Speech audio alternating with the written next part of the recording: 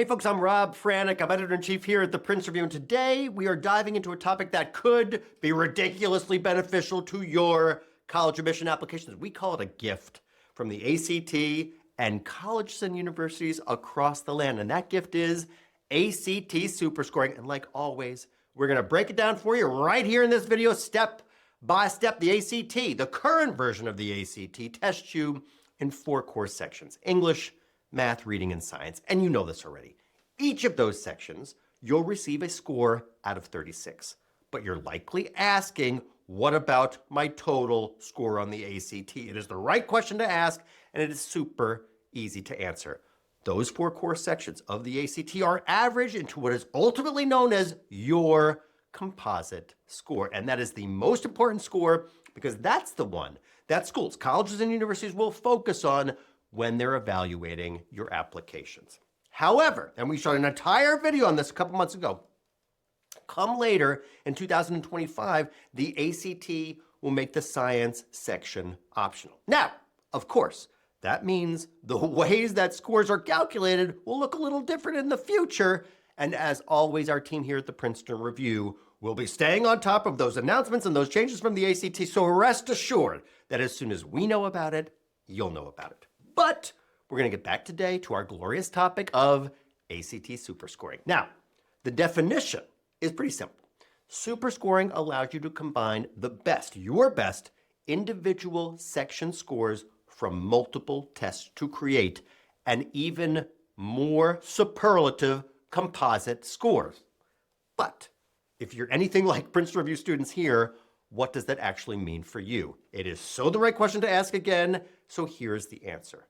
Let's say that you took the ACT more than once, and on your first test date in February, you scored the following: a 22 in English, 21 in math, 24 in reading, and a 25 in science, which gives you a grand total composite score of 23. Now let's say that you took a second administration of the ACT in April and you received the following test scores: 26 in English, 24 in math, 23 in reading, and 22 in science. That gives you a composite score of 24.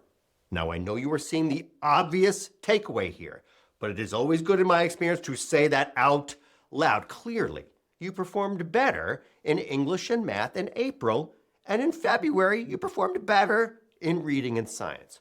Who on the planet wouldn't wish for a way to combine your best performances test to test? Everyone wants the ability to do that, and that's exactly what ACT Superscoring does for you. Superscoring combines your best scores from multiple test dates. That means that you could take the 26 in English from April, the 24 in math from April, the 24 in reading from February, and the 24 in science from February to get a new composite superscore of 25. And folks, there you have it. Behold the raw power of ACT Superscoring. That all said, let's sharpen why superscoring could be so valuable, because undoubtedly you're asking the question, is earning just 1 more point on the ACT really that valuable? In short, the answer is it is. It is hugely important. That 1 coveted point could very well be the key that unlocks academic admission to your dream school and earn you even more scholarship dollars to pay for it. So let's remember that admission teams reviewing your application have to make incredibly tough decisions between similarly qualified applicants, and a higher score, even 1 point higher, can and does set you apart. And that same logic applies for merit-based scholarships. Let's remember that merit-based scholarships are also gifts from schools to you because it is money that you don't have to pay back. Okay, let us center ourselves again. Let's get down to the actionable steps around how to make ACT Superscoring work best for you. There are 4 of them. Step 1, plan ahead. Planning ahead means giving yourself enough time and flexibility to take the ACT more than once. The reason of this it is, of course, very clear to you. You need at least 2 administrations of the ACT to superscore anything. Enough said. Step number 2, prep smart. You can maximize your prep time by targeting your weakest sections. Each test date offers you literally a brand new opportunity to improve on the sections where you need the most improvement. Literally, you'll be able to focus your energy where it'll count the most.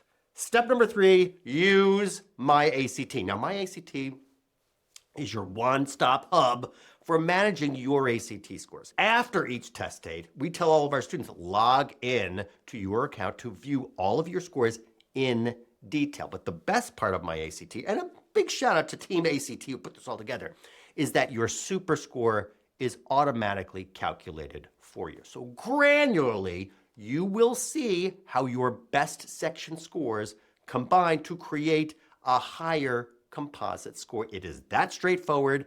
It is that clear. You will also be able to request to send your super score directly to colleges on your list of choices, ensuring that they will see your strongest performance on the ACT. And that brings me to my last and final step, step number 4, which is send your scores strategically. It is important to keep in mind that not every school, not every college and university accepts SuperScore. So it is essential that you check each college's score policy before you hit send. And if a school doesn't accept SuperScores, it's no problem. You can just send your highest composite score. But remember, most colleges evaluate applications holistically, which means that your essays and your extracurricular activities, and of course your GPA, all play a critical role in your application overall.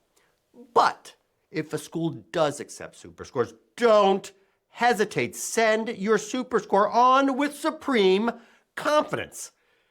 And friends, that's all I got for you today. That's all that you need to actually know about ACT Superscoring. That said, if you want to dig even deeper into ACT Superscoring, or take a free ACT practice test, or explore ACT prep options in our books with our teachers, with our tutors, you could find anything and everything on all things ACT on the Princeton Review's website. Also, if you have any questions directly from me on the content that we covered here or any of the other many videos that we've created, do not hesitate for a second. Drop them into the comment section below. I do my level best to make sure I get you those answers pronto. And also, if you haven't already, please do subscribe to our channel, like this video, and share it with your friends who might be going through the college process as well. As before, I'm Rob Franek. I'm editor-in-chief here at the Princeton Review, signing off for today. Be well.